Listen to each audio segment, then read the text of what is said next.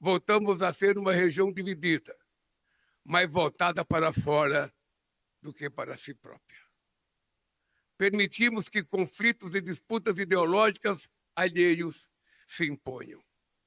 As ameaças do extremismo político e da manipulação da informação se incorporam ao nosso cotidiano.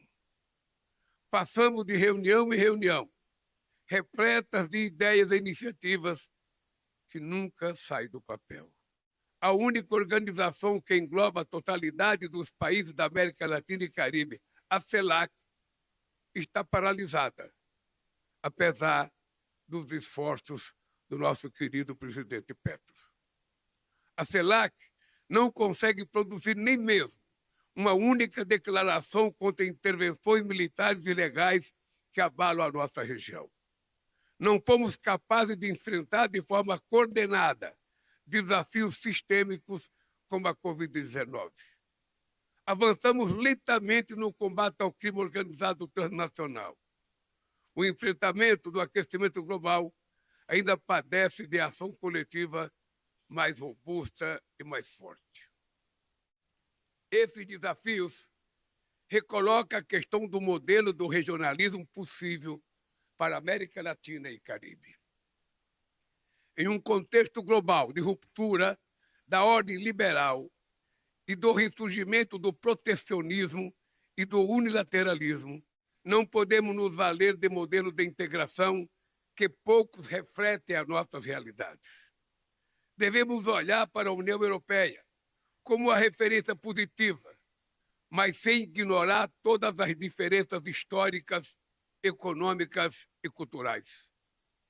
O peso das identidades nacionais torna inviável, a curto prazo, qualquer projeto de envergadura parecida com o europeu. A proximidade geográfica com a maior potência militar do mundo é outra referência inescapável, seja pela sua presença ou pelo seu distanciamento, sobretudo num contexto de recrudescimento de tentações hegemônicas. Falta às lideranças regionais convicção sobre os benefícios de adoção de um projeto mais autônomo de inserção internacional. Após 26 anos de negociações, assinamos o Acordo Mercosul-União Europeia, que abrangerá um mercado de 720 milhões de pessoas e um PIB de 22 trilhões de dólares. Vamos ampliar os acordos comerciais que temos com a Índia e o México. Retomamos as tratativas com o Canadá e avançamos nas negociações com os Emirados Árabes Unidos. Adotamos marco para negociar parceria estratégica com o Japão e preferência tarifária com o Vietnã.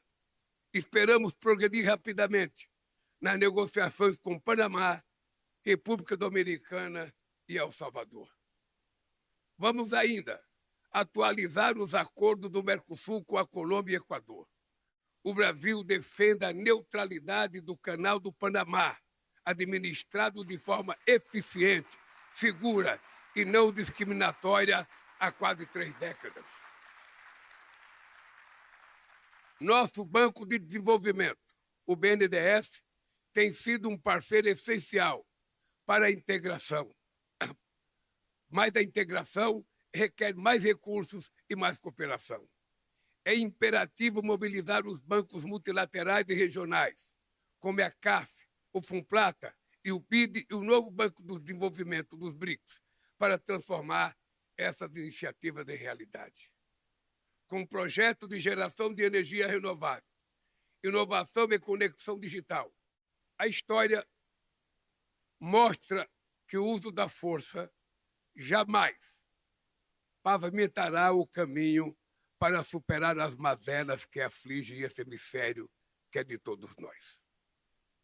A divisão do mundo em zonas de influência e investidas neocoloniais por recursos estratégicos constitui gestos anacrônicos e retrocessos históricos. Entre tantos corolários e doutrinas que nos foram dedicadas ao longo da história, também houve momentos em que os Estados Unidos souberam ser um parceiro em prol dos nossos interesses de desenvolvimento.